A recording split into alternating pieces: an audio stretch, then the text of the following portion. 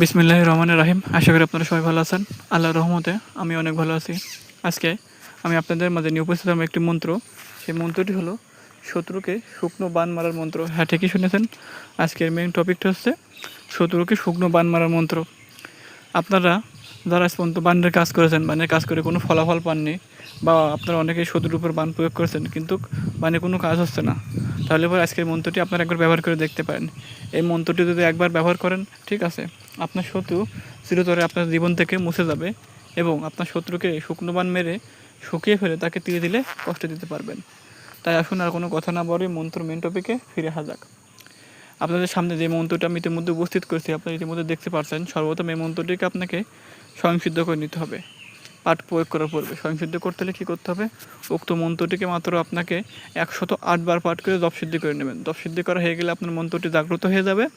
এবার আপনি মন্ত্রটি যখন ইচ্ছা তখন যে কোনো সময় প্রয়োগ করতে পারবেন।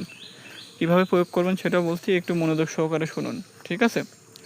প্রয়োগ করার পূর্বে অবশ্যই আপনাদের কাছে একটা অনুরোধ থাকবে, যারা আমার চ্যানেলে নতুন আছেন আমার চ্যানেলটিকে অবশ্যই সাবস্ক্রাইব করে আমার চ্যানেলের পাশে থাকবেন। কেননা অনেক কষ্ট করে কার্যকরী সকল তন্ত্র মন্ত্র বিদ্যা আমি আপনাদের মাঝে শেয়ার করে থাকি, যা আপনাদের উপকারের জন্য, ঠিক আছে? এখন কিভাবে প্রয়োগ করবেন সেটা বলছি, মনোযোগ সহকারে শুনুন। প্রয়োগ বিধিটা একদম সহজ। প্রয়োগ করতে হলে পরে শত্রুর চেহারা মনে করে একটি আপনাকে পুতুল বানাতে হবে। সেই পুতুলটি আপনি মাটি দিয়ে বানান বা ময়দা দিয়ে আটা দিয়ে বানান বা কাপড় দিয়ে বানান, যেটাতে বানান হবে সমস্যা নেই, তবে পুতুল চেহারা মনে করে পুতুলটি বানাতে হবে।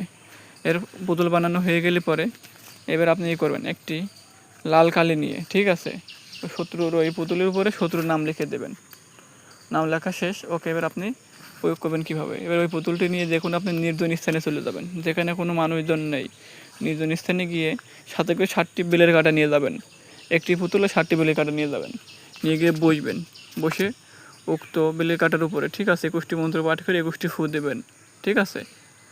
মোট 7টা বেলের কাঁটার উপরে 21টি ফু দিয়ে হয়ে গেলে পরে এইবার ওই 7টি বেলের কাঁটা পুতুলি 7 জায়গায় মানে গেঁথে দেবেন। আর অবশ্যই অমুকের জায়গায় মন্ত্র পাঠ করার সময় যখন 21বার মন্ত্র পাঠ করেন অমুকের জায়গায় শত্রুর নাম উল্লেখ করতে হবে। এবার এভাবে কাজ হয়ে গেলে পরে বেলের কাঁটা গেঁথা হয়ে গেলে পরে আপনার এই পুতুলটি নিয়ে গিয়ে কবরস্থানে পুঁতে আসতে হবে, ঠিক আছে? একা একা যাবেন, একা একা গিয়ে কবরস্থানে পুতুলটি একটু গর্ত করে পুঁতে দিয়ে আসবেন, যাতে কেউ নজরে না পড়ে। পুঁতে দিয়ে আসার সাথে সাথে আপনার কাজ শেষ, আপনার আর কোনো কাজ নেই, আপনি সোজা বাড়ি চলে আসবেন। পুঁতে দিয়ে আসার সাথে 1 ঘন্টার ভিতরে আপনার শত্রু ছটপট ছটপট ছটপট করতে থাকবে। তার হঠাৎ করে তার ঘরের ভিতরে অসহ্য লাগতে থাকবে, ঠিক আছে? তার হঠাৎ করে কী হলো সে নিজেও বুঝতে পারবে না, ওকে? এভাবে কাজ করতে থাকবে। যদি আপনি 1 থেকে 3 দিন রাখেন, দেখবেন যে আপনার শত্রুর শরীর যত বড়ই মোটাই হোক না কেন সে শুকিয়ে একদম কাঠির মতন হয়ে যাবে। যদি এটা আপনি বেশি দিন রাখেন কিন্তু সেই শত্রু একদম সর্বতল চিরতলে হারিয়ে যেতে পারে। তার যেমন শত্রু শাস্তি দেওয়া হয়ে যাবে, অবশ্যই ওই পুতুলটি উঠিয়ে নিয়ে এসে, ঠিক আছে, আপনি করবেন কোনো আগুনে পুড়িয়ে দেবেন বিসমিল্লাহ বলে, তাহলে আপনার শত্রু আবার অবস্থায় ফিরে আসবে আপনার শত্রুর শাস্তি দেওয়া হয়ে গেলে। আর হ্যাঁ, যারা আমার মাধ্যমে কবিরাজি তন্ত্রমন্ত্র দেশে দেশে বাড়ি থেকে কাজ করতে চান, নিচে আমার নাম্বার দেওয়া আছে, আমার সাথে যোগাযোগ করতে পারেন। যে কোনো ধরনের কাজ, যেমন বান মারা, বান কাটা, বিচ্ছেদ বশীকরণ আমি কাজ করে থাকি।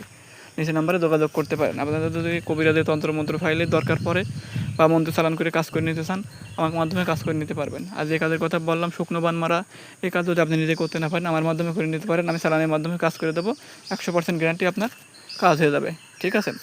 আর যেভাবে বলা হয়েছে এইভাবে কাজ করলে 100% কাজ হবে।